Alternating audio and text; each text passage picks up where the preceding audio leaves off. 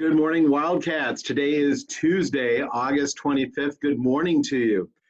All right, boys and girls, today we will conduct our pause drawing. We forgot to do that yesterday. That's on Mr. Osmus, and I will get that done. We had 50 names submitted by our teachers last week, and I'm going to give away 5 t-shirts. That's 10% of winners out there.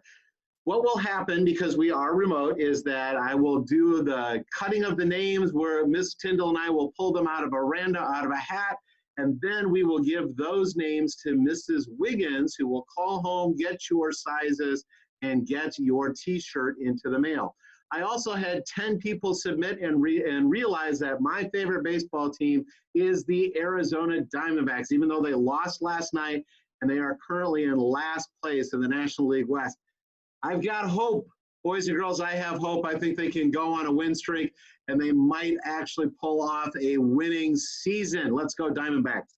Right, but we had 10 people submit that as the answer. I'm going to give away 2 because I had 2 of those scarves. That equals 20%, so we've got quite a few winners out there.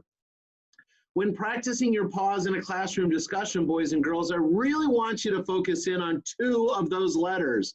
I want you to focus in on A, accepting responsibility, accepting ownership over your own learning, and participating.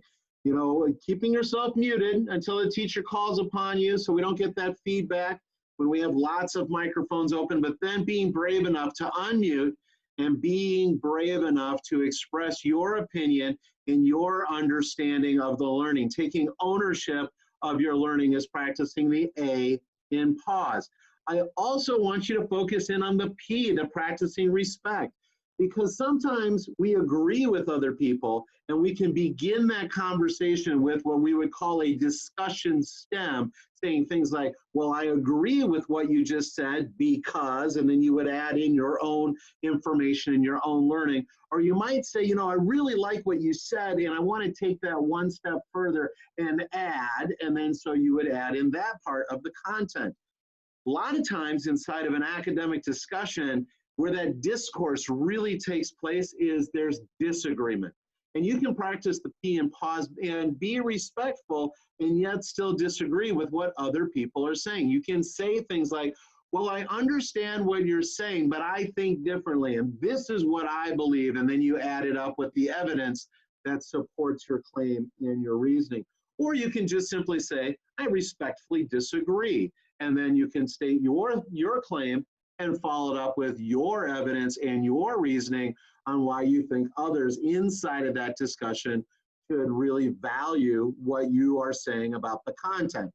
Finally, sometimes when we get into these conversations, there's points of confusion. We just don't understand what that other person said, and we are a little bit confused. And it is okay to ask somebody, could you please clarify? Could you please help me understand why you are saying the things that you are? I encourage you to practice those 2 letters in your classroom discussion. A, accepting responsibility and taking ownership over your own learning and participating. And then also practicing the P, the practicing respect, and making sure that we're treating others with kindness, and it's about the content and never about the person. Those are my announcements for today, Tuesday, and I'm looking forward to a terrific day. I hope that you are too. I look forward to tomorrow's announcements. Until then, as always, stay mighty, Mojave.